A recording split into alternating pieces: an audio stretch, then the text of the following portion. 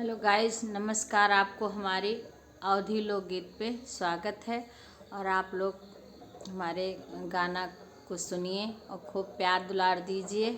अवधी लोकगीत पे आप लोग का स्वागत है। और एक लड़का लड़की किसी के शादी में आप गा सकते हैं, जो कि भाई बहन को न्योता भेजता है आने के लिए, तो बहन और भाई का ये गीत है। वो आपको हम एक गा रहे हैं, आप लोग को अच्छा लगेगा तो प्लीज़ लाइक कमेंट ज़रूर करना।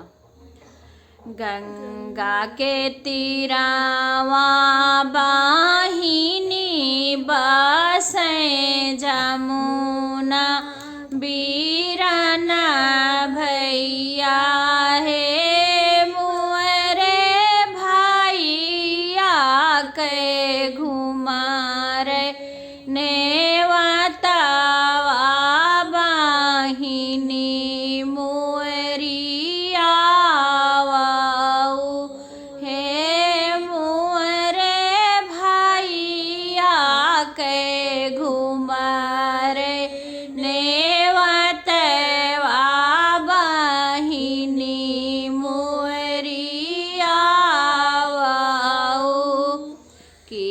काम सौंप्यो भैया खरी किया काम बाखरी है भैया किया काम ले गुआई नेवते तुहरे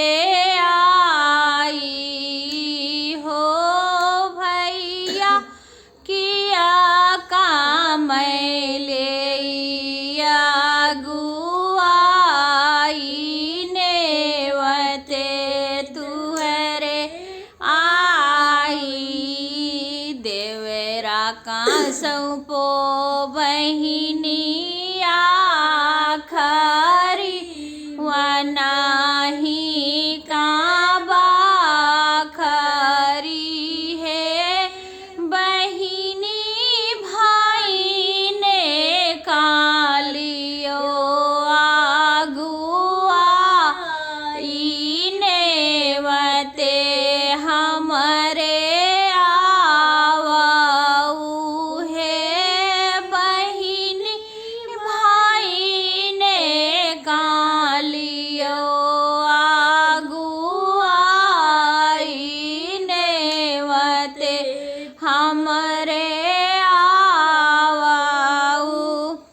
जब डोला पउतारे गोयड़ावा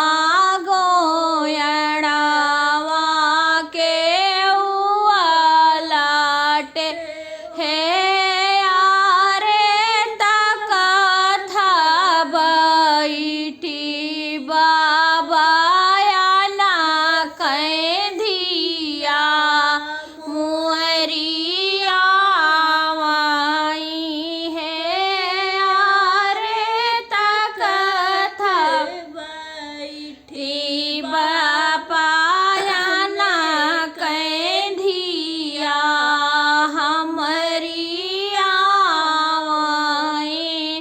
जब डोला उतरई बगियावा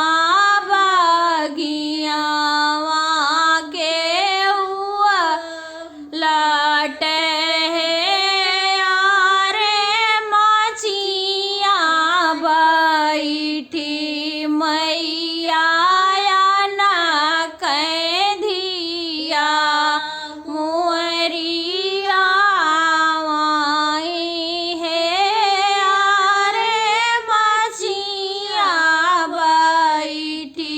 मैया ना कह दिया।